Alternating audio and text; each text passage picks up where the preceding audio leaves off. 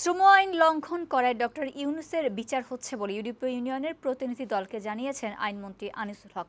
তিনি বলেন, ডক্টর ইউনূস তার বিচার প্রক্রিয়া সম্পর্কে যা বলছেন তা অসত্য এবং দেশের মানুষের জন্য অপমানজনক। এই বিষয়গুলো ইইউ প্রতিনিধি দলকে জানানো হয়েছে। দুপুরে সচিবালয়ে আইনমন্ত্রীর সঙ্গে তার দফতরে দেখা করে ইউরোপীয় ইউনিয়নের প্রতিনিধি দল।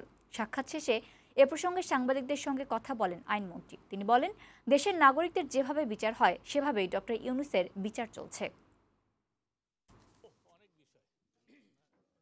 ওনাদের দেশ থেকে অনেক প্রশ্ন আসছে ওনাদের কাছে, সেই সব জবাব এর জন্য ওনারা একটু ব্যাপারটা নিয়ে পরিষ্কার হতে চাচ্ছিলেন। যে পরিষ্কার হওয়ার ব্যাপারে আমি তখন বলেছি যে ডক্টর ইউনূসের ব্যাপারে কি কি মামলা আছে, দেশের যে কোনো নাগরিক দেশের আইন ভঙ্গ করে তার যেরকম বিচার হয় ডক্টর ইউনূসের ঠিক সেইভাবে বিচার হচ্ছে।